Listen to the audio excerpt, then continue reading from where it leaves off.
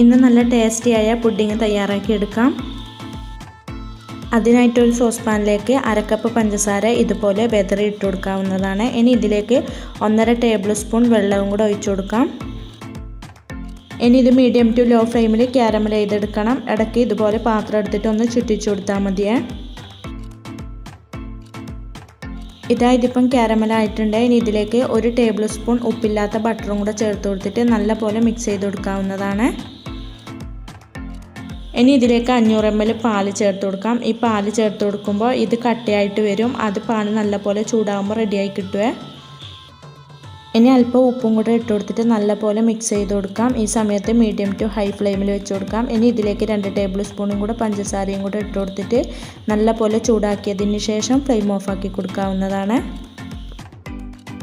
ഇനി ഒരു ബൗളിൽ 3 മുട്ട പൊട്ടിച്ചതിലേക്ക് 1 ടീസ്പൂൺ വാനില എസൻസും കൂടെ ചേർത്ത് കൊടുത്തിട്ട് നല്ലപോലെ അടിച്ചെടുക്കാവുന്നതാണ്. ഇനി പാലിൻ്റെ മിക്സ് ഈ മുട്ടയിലേക്ക് കുറേശ്ശെ ചേർത്ത് കൊടുത്തിട്ട് നല്ലപോലെ മിക്സ് ചെയ്ത് കൊടുക്കാവുന്നതാണ്. ഇതിപ്പം മൊത്തം ഇതിലേക്ക് ചേർത്ത് കൊടുത്തിട്ടുണ്ട്. എന്നിട്ട് നല്ലപോലെ മിക്സ് ചെയ്ത് കൊടുക്കണം. ഇനി പുഡിംഗ് സെറ്റ് ചെയ്യുന്ന ട്രേയിലേക്ക് അല്പം നെയ്യാക്കി കൊടുത്തിട്ട് ഈ മിക്സ് ഇതിലേക്ക് ഒഴിച്ചു കൊടുക്കാവുന്നതാണ്. ഇനി ഇത് ആവിയിൽ അടച്ചു വെച്ച് വേവിച്ചെടുക്കാവുന്നതാണ്. ഇതിപ്പോൾ ഇനി ചൂടാറിയതിന് ശേഷം ഫ്രിഡ്ജിൽ വെച്ചിട്ട് നല്ലപോലെ തണുപ്പിച്ചെടുക്കാവുന്നതാണ്. അങ്ങനെ നല്ല ടേസ്റ്റിയായ പുഡിംഗ് ഇവിടെ റെഡി ആയിട്ടുണ്ട്. എല്ലാവരും ഇതുപോലെ ഒന്ന് ട്രൈ ചെയ്ത് നോക്കാനും ലൈക്ക് ചെയ്യാനും കമൻറ്റ് ചെയ്യാനും സബ്സ്ക്രൈബ് ചെയ്യാനും മറക്കല്ലേ. Thank you for watching.